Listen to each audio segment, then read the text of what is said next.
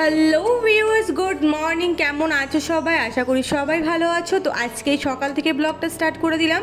আর এখানে খাচ্ছি আলুর পরোটা আর আলুর দম। মামুনি সকালে আলুর দম আলুর পরোটা করেছিল, খুব টেস্টি হয়েছিল। তো আমি আর অনেক খেয়ে নিয়েছিলাম, কারণ অনেক কাজ আছে আর আজকে একটু মুডটা অফ আছে, খুব খারাপও লাগছে একটা বিষয়ে। তো ভিডিওটা কন্টিনিউ দেখতে থাকলে দেখো, তারপরে বলবো কোন বিষয়ে দেখলে তোমাদেরও আশা করি খারাপ লাগবে। আমি ভেবেছিলাম আগেই তোমার সাথে শেয়ার করবো, বাট সেরকম কোনো পরিস্থিতি হয়ে উঠিনি বলে শেয়ার করতে পারিনি, তার জন্য সরি। তো চলো ভিডিওটা কন্টিনিউ করো।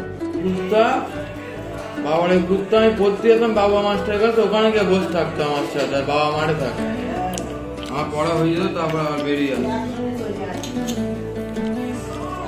পুরো কালো, বুঝলে, পুরো কালো। ওইটা বেশি দিন বেঁচেছিল। এই বিকালবেলায় চিকুকে নিয়ে আসলাম, ও অনি নিয়ে আসলো, আর আজকে চলে যাবে, কারণ ও একটা ভাই যে আনতে গিয়েছিল তাকে কামড়ে দিয়েছে। তো ডক্টর বলেছে যদি ও 15 দিনের মধ্যে মারা যায় তাহলে ওকে আরও বেশি ডক্টর দেখাতে হবে, ভাইটাকে দেখাতে হবে। তো কিছু করার নেই, মনটা খারাপ লাগছে। কালকে সারা রাত ঘুমাইনি ওর জন্য, আমি আর অনি, দাদা ঘুমাইনি, কারণ ও খুব কান্নাকাটি করছিল আর আমরা ওকে সারা রাত চোখে দিয়েছি। তো এখন চলে যাবে বিকালে। যাই হোক, এবার একটা কুকুর কিনেই আনবো, মানে একটা ভেবেছিলাম যে একটা টাকা দিয়ে আনার থেকে একটা যদি রাস্তার মানে পড়ে থাকে, ওদের তো কত কষ্ট না, যত্ন করার লোক থাকে না। তো ওরা যদি থাকে তাহলে হবে, মানে মানুষ করলে তাদের একটা তো মানে সুন্দর মানুষ হোক, কিন্তু কপালে নেই। আগে একটা ছিল আমার, সেও মরে গিয়েছিল। যাই হোক, বাড়ি ছিলাম না, আর এও খুব মন খারাপ লাগছে। যাই হোক, যে চলে যাওয়ার সে তো চলে যাবেই, যতই কিছু করো না কেন, তাই না চিকু? তো অনি এখানে ওকে অনেকবার খাওয়ানোর চেষ্টা করছে, ওকে লাস্ট পর্যন্ত ভাত দিলাম। আগের দিন রাত্রে দুধ ভাত দিয়েছিলাম, বিস্কিট খেয়েছিল, ইভেন আমরা সারা রাত জেগেও ছিলাম। তো কোনো কিছুতেই কিছু হয়নি। আর এবারে ওকে বিকালে দিয়ে আসবে, খারাপও লাগে। যাই হোক, যে যাওয়ার সাথে এমনিও যাবে।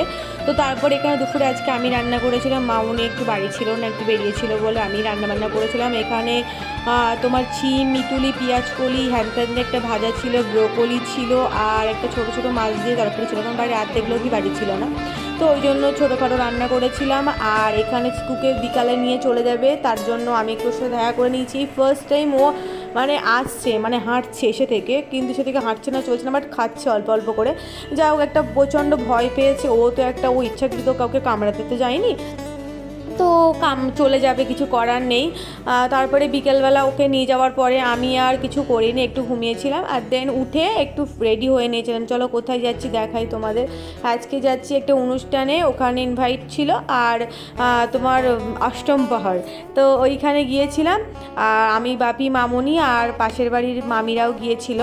আর এইখানে গাইজ, এখানে বইমেলা হবে 22শে জানুয়ারি, এবার স্টার্ট হবে 28শে জানুয়ারি।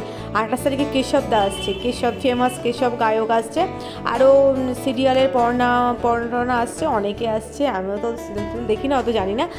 তো ওরাও আসছে এখানে। যখন আসবো তোমাদের দেখাবো। 8 দিনে তো সম্ভব না, আর প্রতি বছর প্রোগ্রাম করি, বাট এবছর প্রোগ্রামের কোনো প্ল্যান নেই। মামুনি বলেছিল অনেকবার যে করার জন্য, কিন্তু আমার ইন্টারেস্ট নেই ওতে, আমি দূর ভালো লাগে না, হ্যান ত্যান এক্সেট্রা। তো এইখানে তো আজকে দেখতে পাচ্ছ পুরো ফাঁকা, আর 22 তারিখ থেকে দেখতে পাই পুরো ভর্তি। যাই হোক, তোমরা যদি কেউ দেখতে ইচ্ছুক তা গোপালপুর চলে এসো, আর এখানে বইমেলা দেখে যাও। কে কে যদি গোপালপুর থেকে আমার ভিডিও দেখে থাকো তাহলে কমেন্ট করো।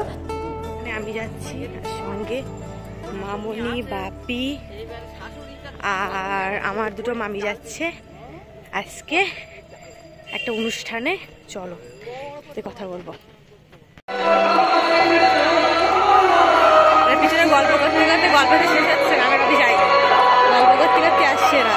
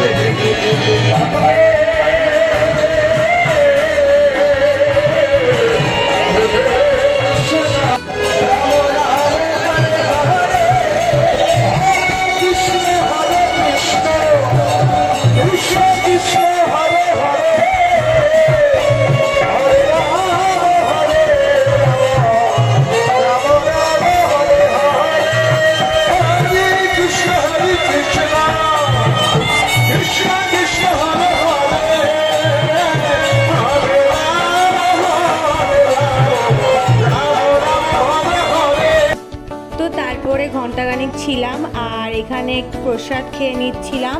এখানে তোমার দিয়েছিল ভাত, তারপরে হলো ডাল, মানে মুগের ডাল ছিল, আর বাঁধাকপি চচ্চড়ি ছিল, পনিরের তরকারি ছিল, চাটনি, আবার ছিল তোমার ওই পায়েস ছিল, খুব টেস্টি খাবার ছিল।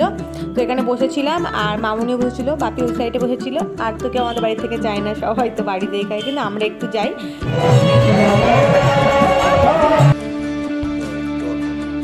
তুমি কোনটা নেবা? কেন কি চাও তুমি তাহলে? আমি কি করবা? দই ফুচকা। দই ফুচকা দেবা?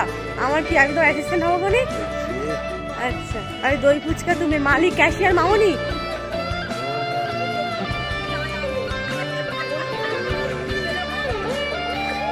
শোনো শোনো, আমরা দই ফুচকা দিই, তোমরা কি হতে চাও? দই ফুচকা দিচ্ছে আমার ভাবি এবার ইনস্টলমেন্টে। বাকি কি দেবো? সব বাকি দে। ও বাবা, ওরা খাবে তাই ওখানে যা ভাগো, সব বাকি থাকা।